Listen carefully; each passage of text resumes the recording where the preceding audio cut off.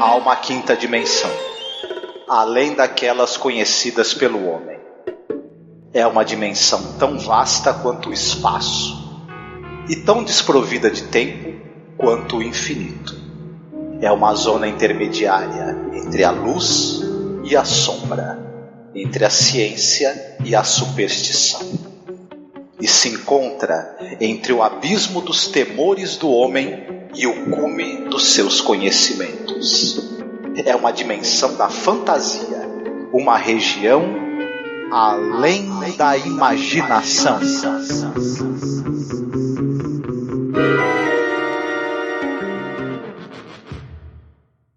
What do you have that could possibly interest me? A great many things. Oh, you'd be surprised, Mr. Bedicker. Many things. Varied and delightful. And what do I have that could remotely interest you? Actually a minor item. In fact, something less than minor. Insignificant. Infinitesimal. Microscopic. Teensy-weensy. You want an extended lifespan. Few hundred years to play around with. Some people would call that immortality. But why make it sound so imposing? Let's call it, just the two of us, let's call it some additional free time. After all, what are a few hundred years or a few thousand? A few thousand? 5,000, 10,000, what is it in the scheme of things? The world will go on ad infinitum. So what are a few thousand years more or less, give or take, add or subtract? A little piece of your makeup. A crumb off the crust of your structure. A fragment of an atom of your being. Or Or what? A soul. You're the devil.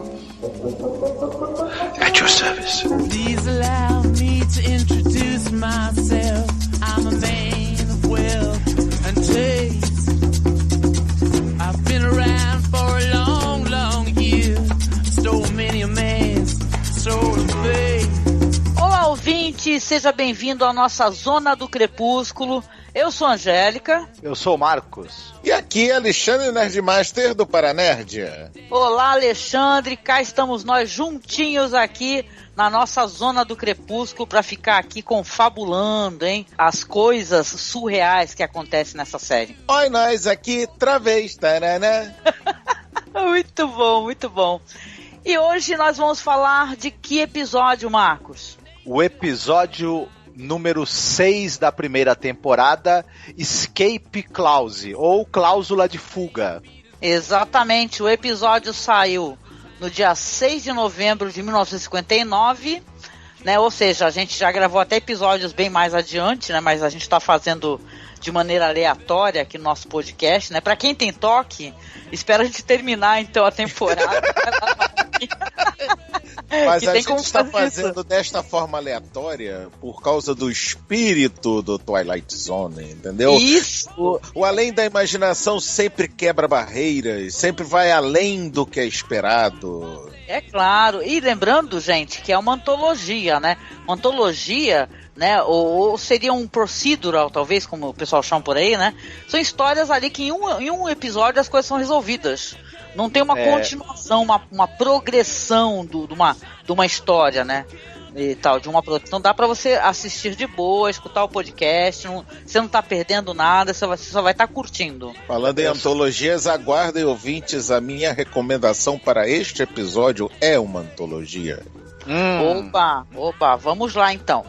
E é isso, gente, curiosidades sobre o episódio, temos curiosidades aí que nós gostaríamos de falar sobre o episódio, sobre produção. O que eu posso mencionar logo de início aqui é que esse daí foi um dos 3 episódios da produção mencionados pelo Rod Serling naquele filme promocional que a gente comentou, né? Que aí eu fiquei cismando, eu pensando que esse filme promocional que era para os potenciais patrocinadores era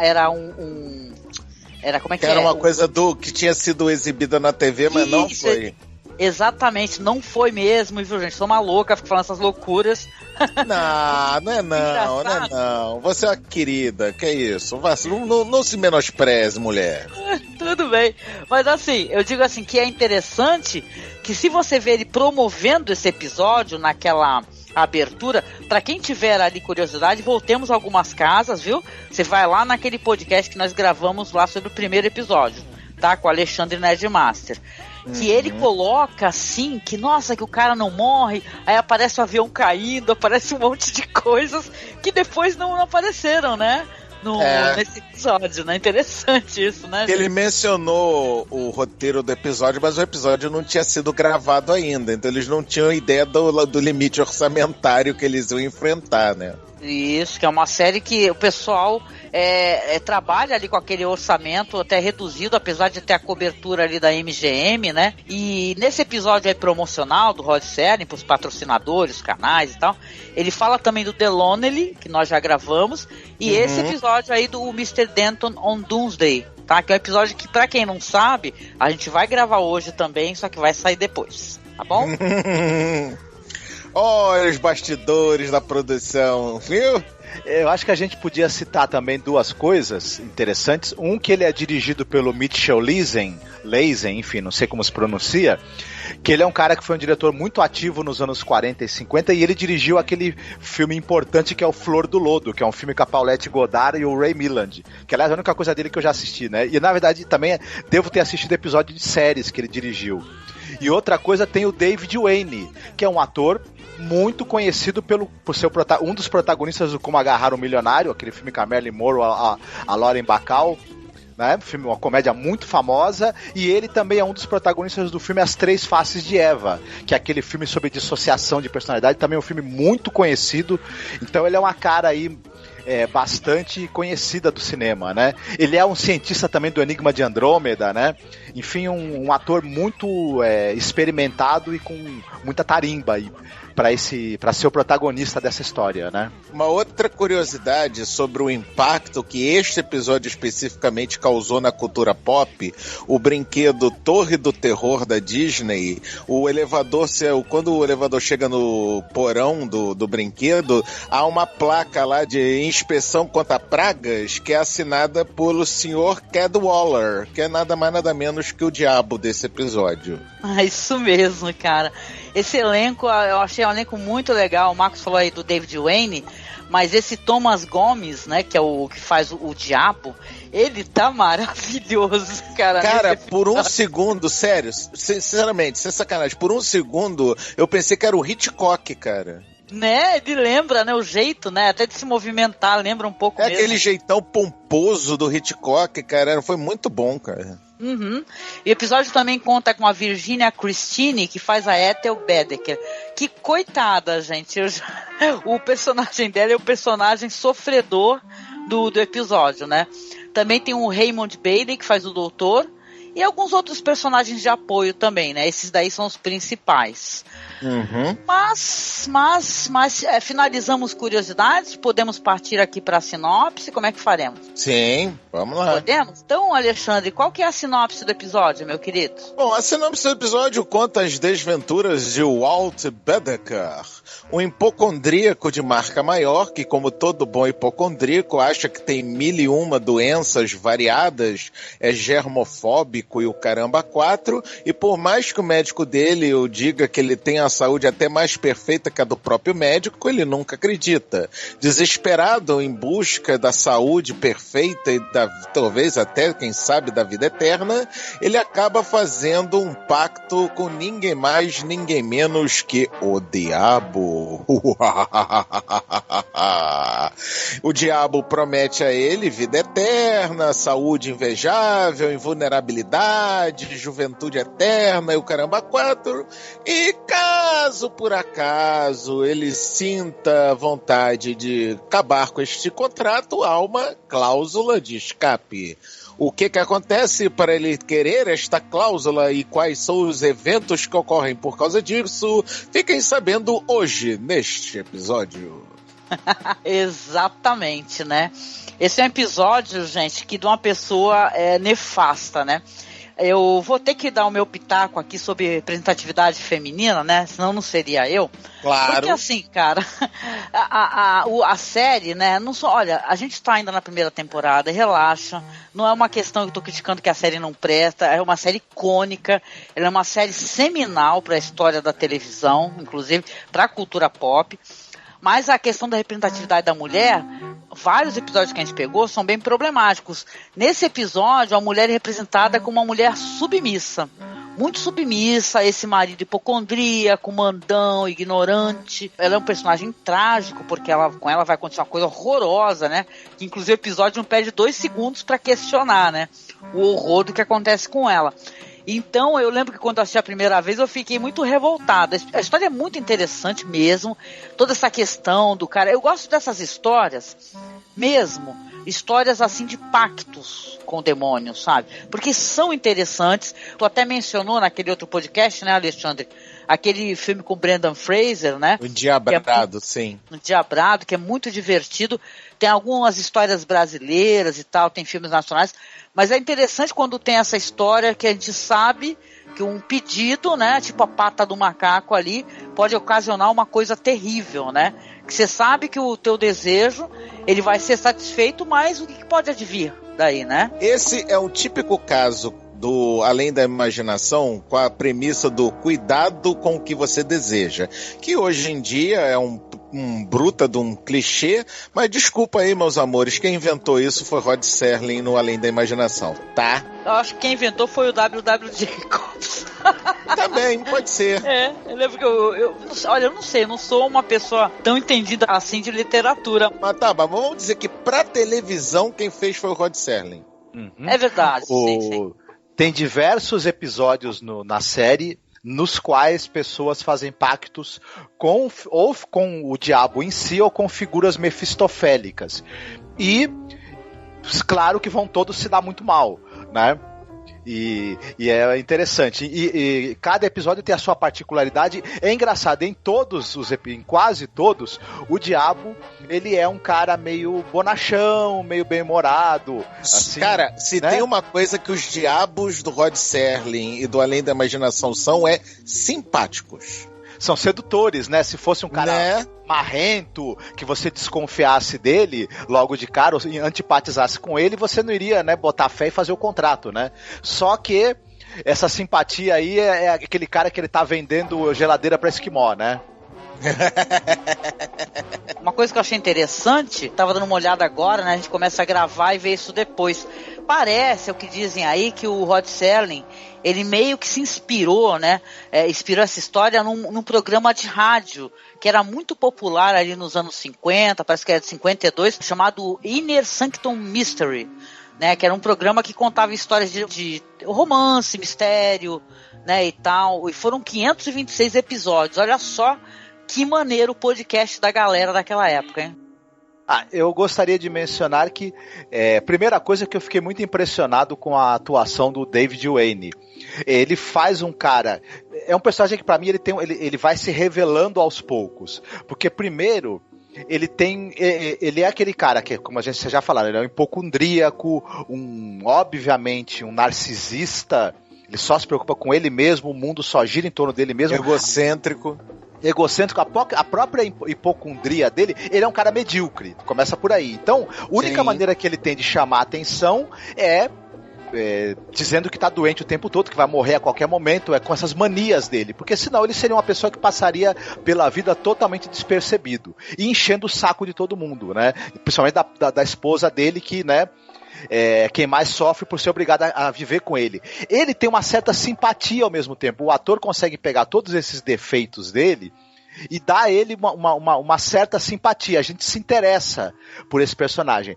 A partir do momento em que ele ganha a imortalidade, ele começa a revelar contornos de sociopatia mesmo. Putz, pode crer. né? Então já é mais uma camada que o autor, que o roteiro e o ator conseguem acrescentar muito bem para ele. E quando ele recebe esse dom, ele começa a revelar essa coisa de ser um sociopata mesmo, totalmente desprovido de empatia pelos outros, isso não soa forçado. Essa transposição acaba funcionando muito bem e de maneira orgânica. Eu gostei muito disso. Agora, eu quero deixar aqui registrado, neste belíssimo podcast, o melhor uso de imortalidade que eu já vi na minha vida, que é o cara se jogar na porra da frente de trens e ônibus pra ganhar seguro de acidente. Isso é absurdo, né? O cara, ele descobre, primeiro ele é um hipocondríaco maníaco e pentelho, aí depois descobre como ganhar dinheiro gente, é surreal o que acontece, porque praticamente sai um cara lá que foi lá entregar um cheque pra ele, tá entrando outro. Tem outro na porta, ele fala que a gente cara, o que eu ri, eu sou pobre. Maluco, o que eu ri da cena do advogado do metrô saindo e o advogado da companhia de ônibus entrando. Porque o Bedecker, quando chega nessa hora, ele tá totalmente babaca, cara. Ele fala, você, fora. Você, dentro. Que isso, caraca? Porra, tá bom, ok. Desculpa aí. É muito engraçado, eu gosto muito desse humor que tem nesse episódio, né? Ele é divertido realmente, né? E como eu falei, né? Esse cara, o Marcos também apontou muito bem, né? Que ele tem esses traços porque ele já é um marido horroroso, né? Não, horroroso. Então, que ele faz com essa coitada dessa mulher, que é uma escrava dele, né? Aí depois, quando ele consegue a imortalidade, ele acaba, né, ocasionando, né? Aparentemente parece que é um acidente, né? Não é proposital, mas meio que ela cai ali e morre, né?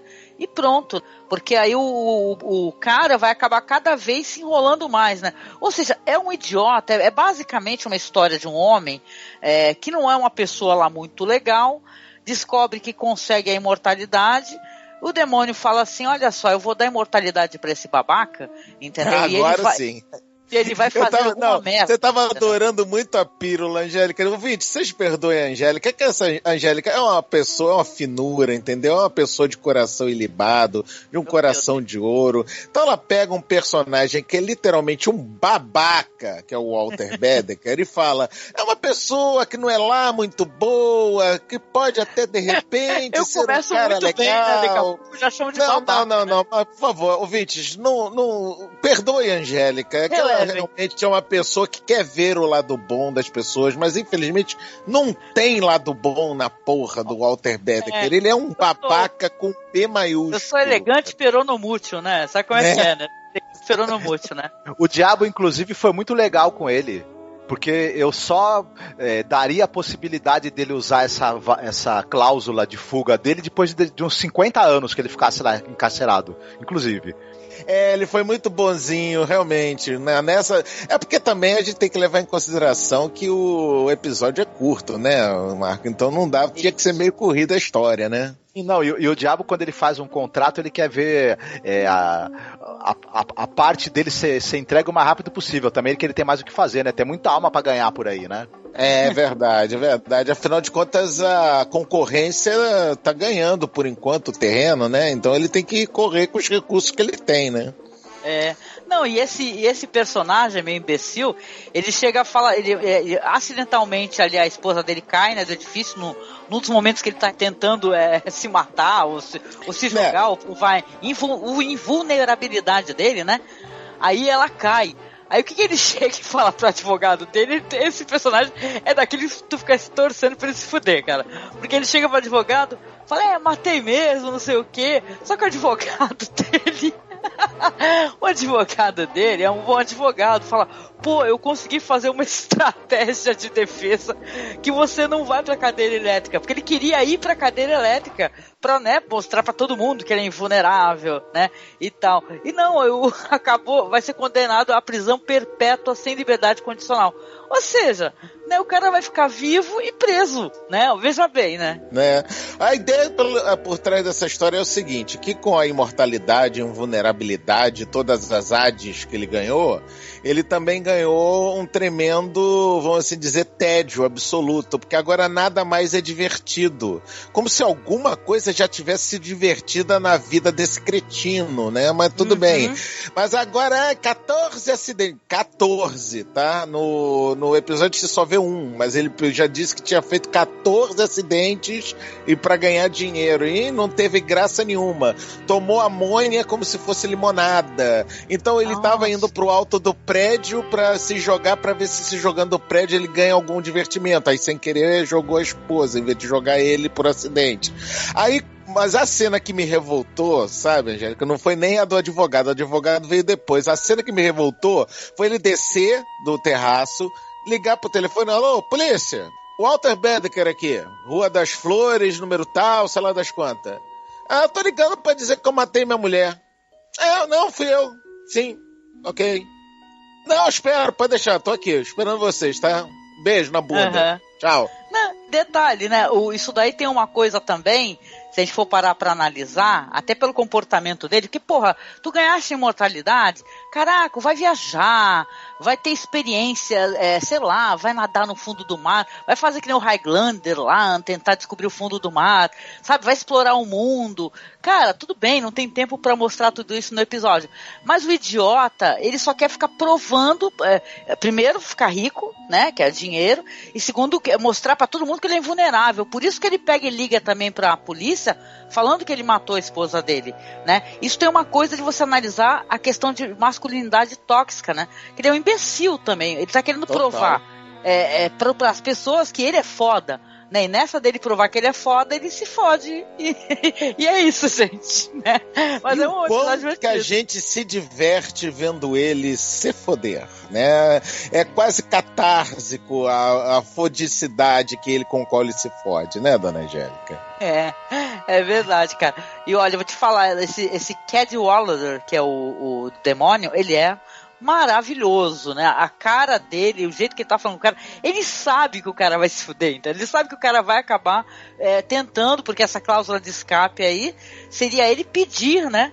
Ele chegar e falar: olha, eu não quero mais ser imortal, eu quero morrer, né? E tal, ele acaba sendo obrigado a fazer esse pedido, quando ele descobre que ele vai ficar numa cadeia, né? Ia ser tipo aquele episódio lá, teve essa série aí baseada no universo de Stephen King, que é o cara ficar preso por anos e anos e anos e anos. Ia ser a mesma história, mais ou menos, desse Bedecker aí. Entendeu? O cara ia ficar muitos anos preso, não morre, não acontece nada com ele, só fica preso. Fica sem a liberdade dele. Vai ter que esperar, né, o mundo acabar, né? E tal. E continua lá, né? Invulnerável. Sim. Cara, outra cena que também me fez chorar de rir do seu Thomas Gomes, né, o Cadwallader, diabo, é quando ele tá lá, entrega o contrato, o Bedecker assina tal e coisa, aí pra fechar o contrato ele taca um carimbo flamejante e bate no contrato e levanta. O troço foi tão mambembe, tão sem vergonha, que quando ele levanta a porra do carimbo, ele puxa o contrato junto que grudou no carimbo. Ficou sensacional. Ficou muito bom Eu mesmo. ri, cara, eu ri de cair no chão de tanto rir dessa cena, cara. Tem uma coisa engraçada que eu vou até confessar pra vocês aqui. Os episódios da série que caem mais pro lado da comédia são alguns dos que eu gosto menos, embora eu ache que são muito bons também.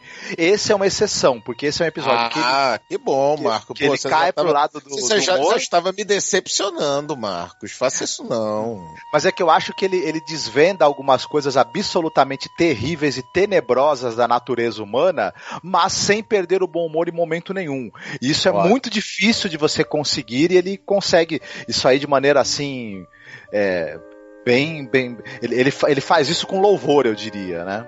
Eu também diria isso. Com certeza. Mas vamos lá, que a gente tá chegando perto dos 30. Vamos pra parte de recomendações? Simbora? Perfeitamente. Vamos lá. O que você recomenda hoje, Alexandre? Pra gente assistir? Como sempre, abusado do jeito que eu sou, né? Como eu sou amigo da chefia aqui deste podcast, eu vou fazer novamente 2 recomendações. A primeira, eu fiz uma pesquisa assim na minha catalogação, né? Na minha videoteca pessoal, e achei um excelente filme com um hipocondríaco nele, que é nada mais, nada menos do que Tudo Pode Dar Certo, de Woody Allen. Ah, sim, eu gosto desse filme, muito legal. Muito bom mesmo. Por sinal, legal mesmo.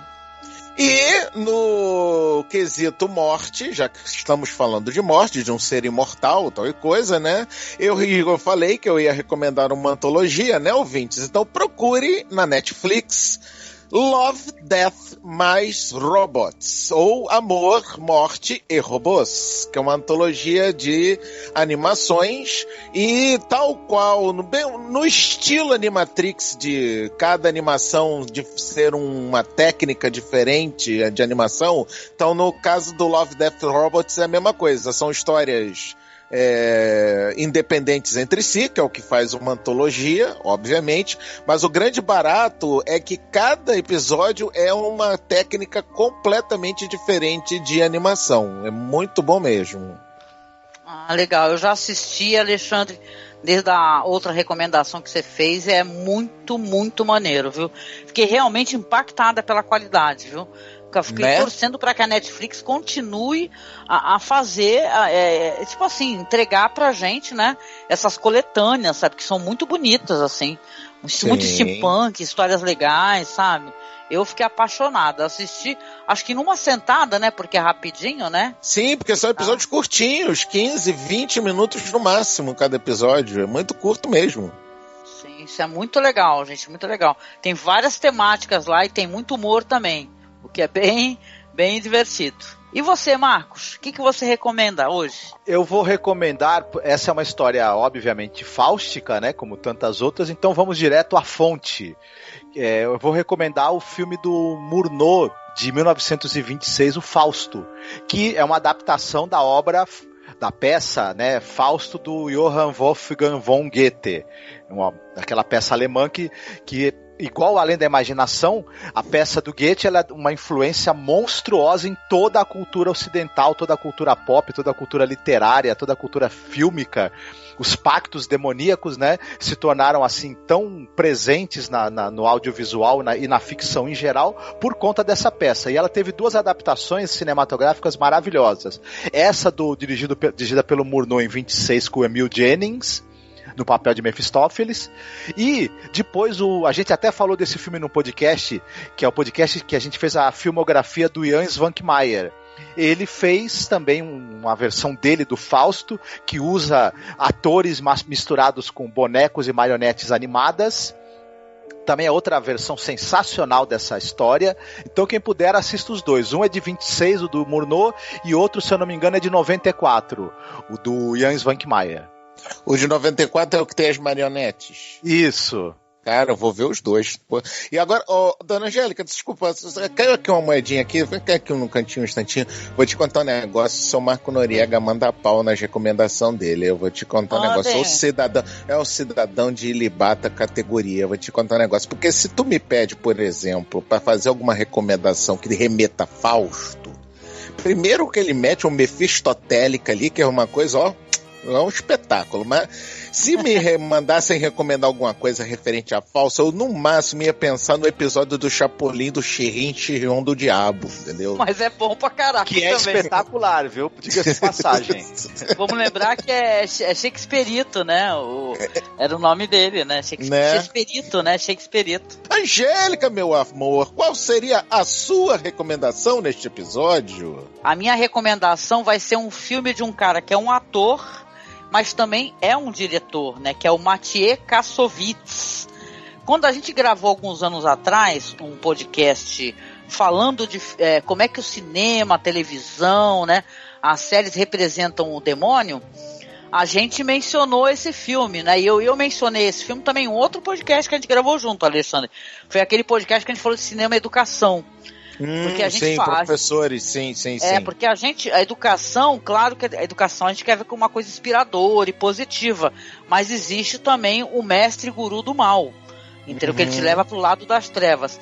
E esse filme aí do Maciej Kassovitz é o Assassins, né? Eu acho que no MDB tá como Assassins o nome dele. Então, esse filme aí de 97, ele é dirigido pelo Maciej Kassovitz, que é daquele filme Rios Vermelhos, né, que é uns filmes legais, assim, franceses, de filmes policiais. Tem um ator que eu gosto pra caramba, que é o Michel Serrault. próprio Mattia Kassovitz faz o Max, né, o diretor. Ele é um menino que é ali perdido na vida, uma família disfuncional e tal. Ele é um cara já envolvido meio na bandidagem ali da região. E ele se depara com um velho que parece ser muito frágil, né? Ele resolve roubar esse velho. O caso é que o velho é um assassino profissional muitíssimo cruel, entendeu? Que por algum motivo ele vai resolver se tornar ali um mentor desse menino, vai entrar na casa dele, conhecer a mãe dele e tal. E ele, até porque ele tem essa aparência de fragilidade, as pessoas não suspeitam dele. O lance da gente falar em demônio é meio que spoiler nesse filme, né?